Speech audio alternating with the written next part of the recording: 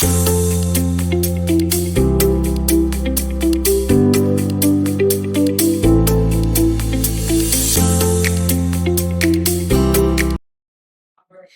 everyone, in this video I'm going to talk about how can we pivot the column data, right? So I already have this data which is loaded in the Power Query editor, the product sales data.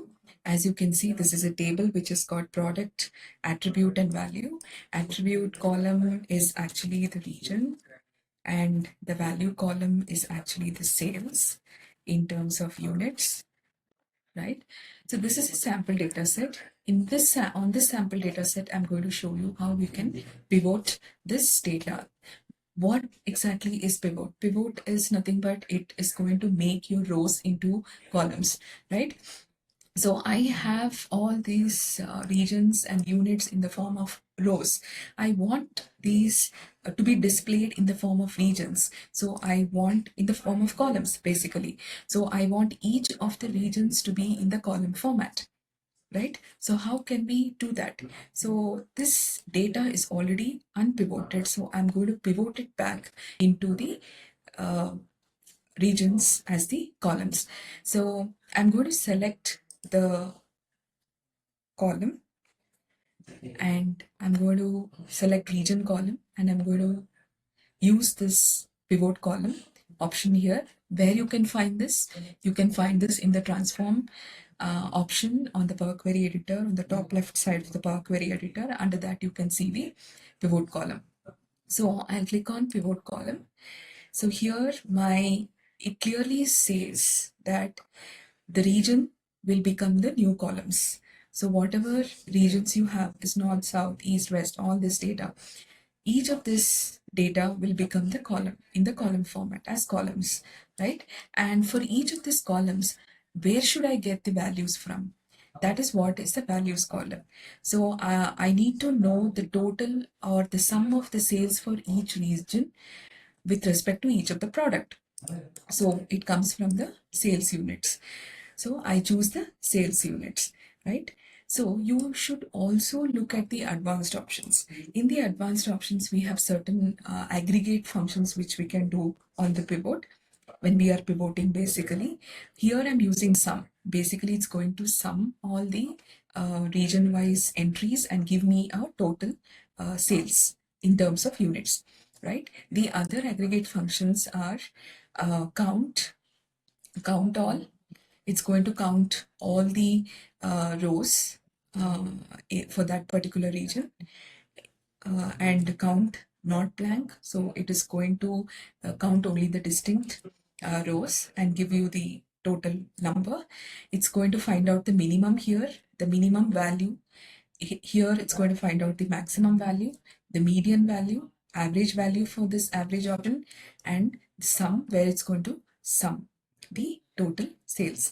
And if you don't want to aggregate, just give it as do not aggregate. So right now I want to find out the sum of the sales. So I just give sum and I click on OK. So now you can see that for each of my product, so product details are distinct here. Each of the product here, I have got the region-wise sales in terms of units, right? It's summing, right? It's summing and it's giving me a consolidated number. So in the same way, I'm going to show you other aggregate functions as well. So if I have the pivot, I just use the pivot column. You can just click on the settings here and you can get the window again. So here I'm going to show you advanced options. Like first I'm going to show you count.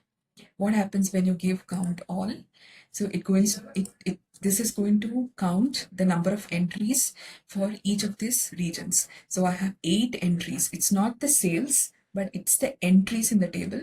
So I have headphones as the first product, which has got 8 rows. 8 rows under the north region, 8 rows under the south region, 8 rows under the east region, and again 8 rows under the west region.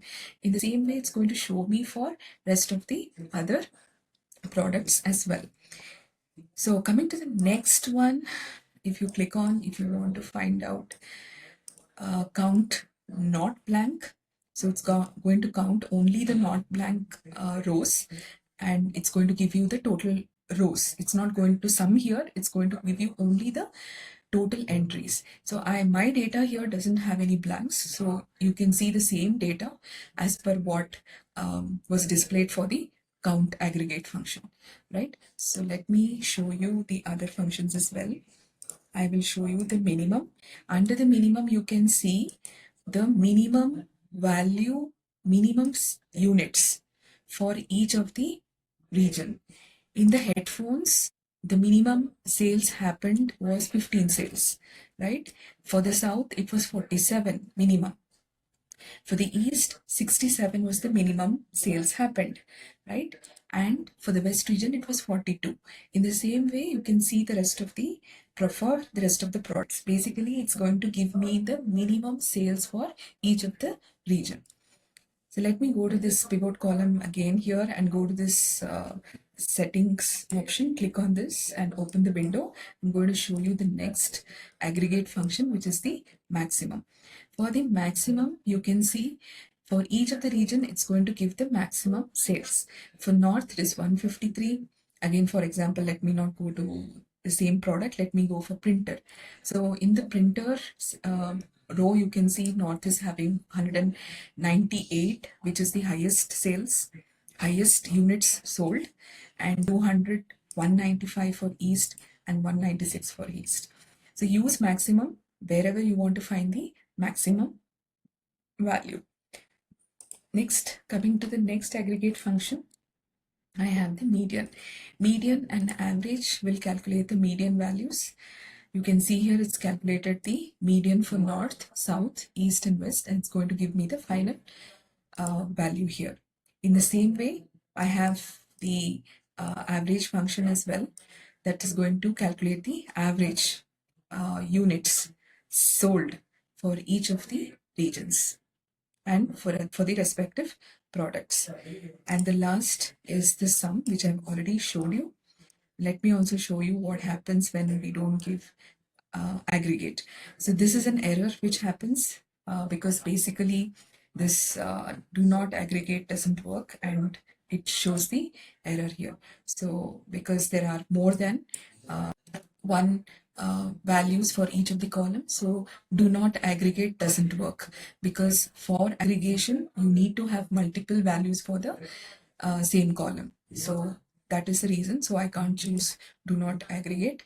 So don't choose do not aggregate and choose any other functions what you want, and I leave it as sum, and I'll get back the sum value, right? So this you can see it's come in the form of rows, which is now in the form of columns.